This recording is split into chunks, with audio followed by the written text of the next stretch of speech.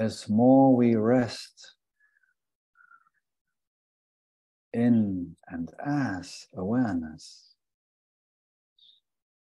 as more we will discover that there is not only the stillness, the static aspect of consciousness, the passive, we could say, aspect of consciousness.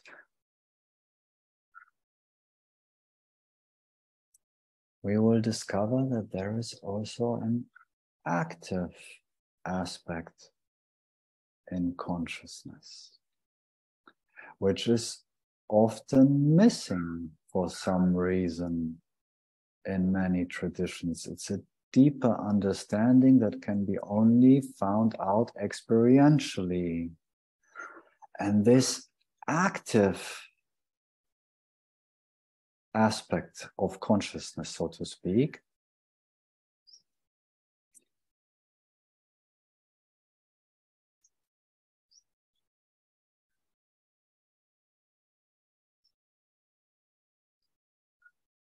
is the non-experiential experience of being aware, is the overflowing of joy,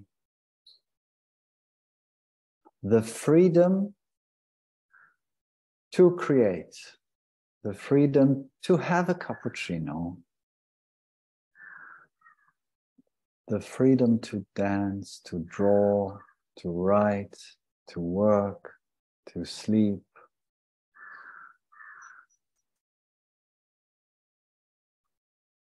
Consciousness, sometimes there is this worry that we become like a doormat or stone, the still Buddha, never needing to move, to speak, no wanting to do anything, due to the confusion also in many spiritual traditions that all activity, all desire comes from the sense of lack of the separate person, from the sense of need. But this is not my experience and not the experience of many others, especially reflected beautifully, I found, in the tradition of Kashmir Shaivism. And to a huge degree also in Christian mysticism and the original teachings of Jesus.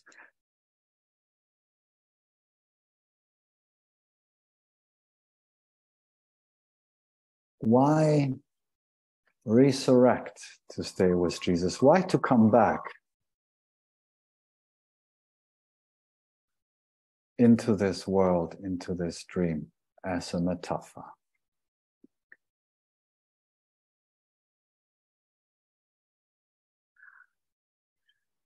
Why not stay in the still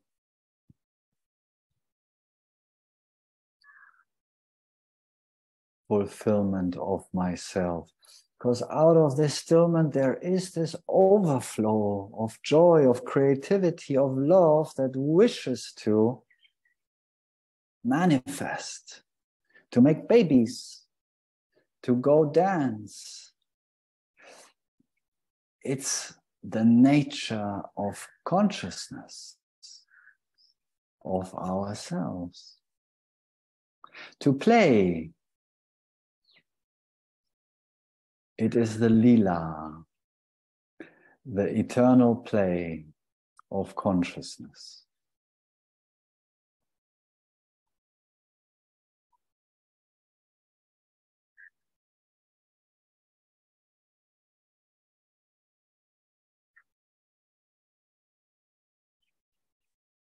However,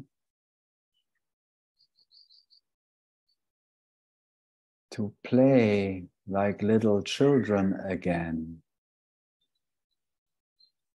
to quote Jesus again, or paraphrase,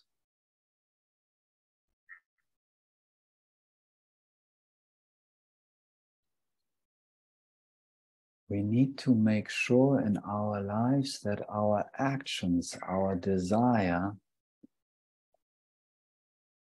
our wish to create, to manifest, to play, comes from the right place, so to speak. From this wishless, bubbling joy, not from lack, from the fear of a separate person to not have enough, to not be good enough.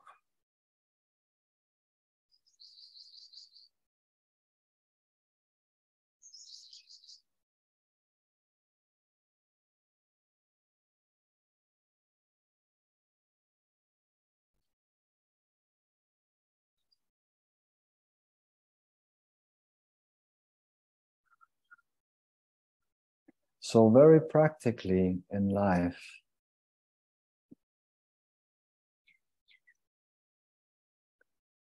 with awareness, with a little space around our actions, our desires, our wish to have a cappuccino or go out or write something or do something or think something or to watch a YouTube or a movie. This all can be a beautiful expression of joy, of celebration of life. But it also can be an attempt of the separate self to cover up the need to be something, to cover up the sense of lack in me, to cover up the sense of I am not enough, I need more to be, or I need less pain and suffering to be okay.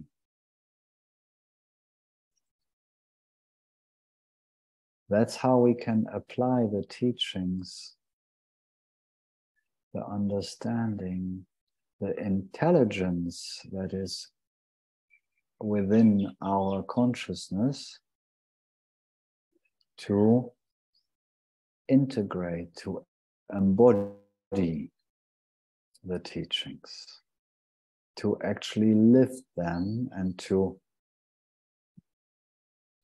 manifest. I don't like this word so much, it's very misused in the New Age world, but let's call it to manifest that in our lives which is coming from truth, from joy, from reality. To water that, to incarnate reality, to incarnate our Shivaness, so to speak, our consciousness, to bring beauty, joy, love, harmony into our lives, not as a conceptual trying with willpower and to have affirmations and put stickers on our mirrors, who or what we want to be. That's fine, just very limited approach. No, just by making sure that our actions, our speech, our expressions in life are from ourselves and not from a sense of lack, of need, of missing out.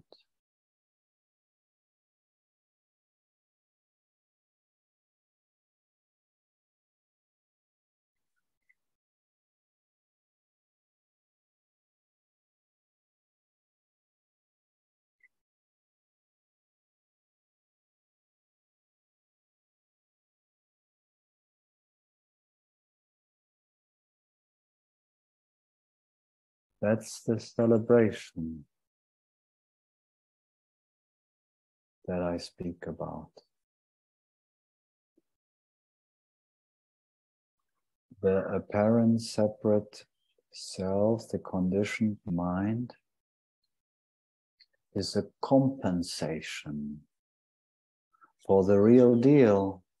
It's a constant effort of compensation to create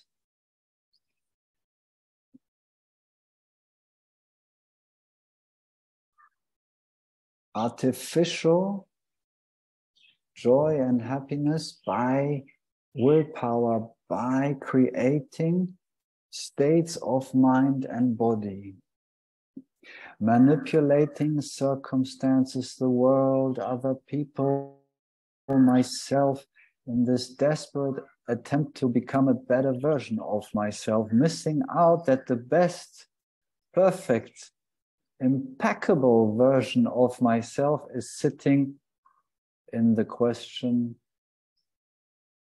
am I aware?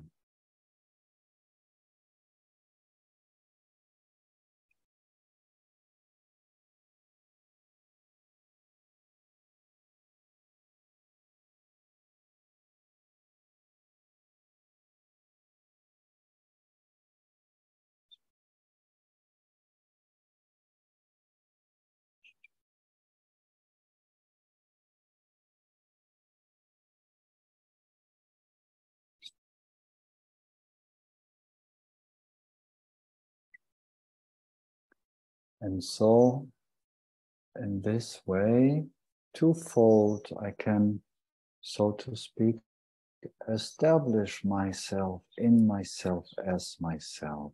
First,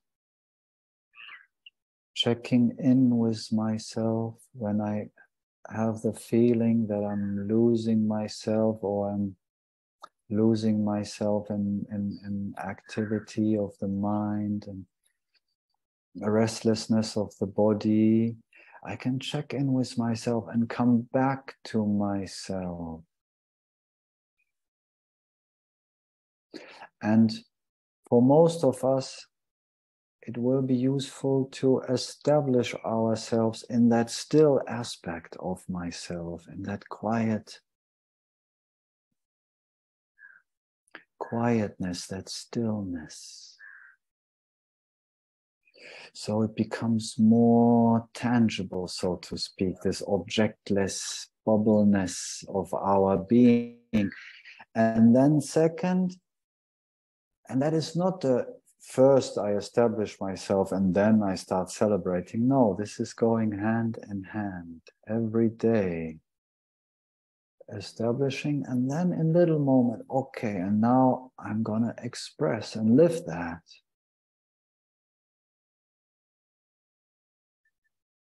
And might be very surprised myself what comes out of my mouth, or what I draw, or what I paint, or what I write, or how I work, or suddenly there is this freshness, this beauty. And most important is stressless, effortlessness in my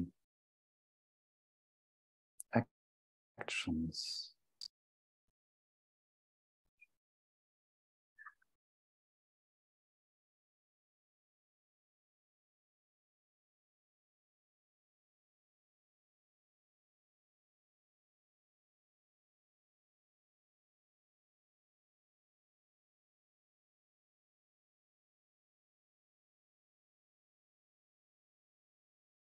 This is experiential understanding.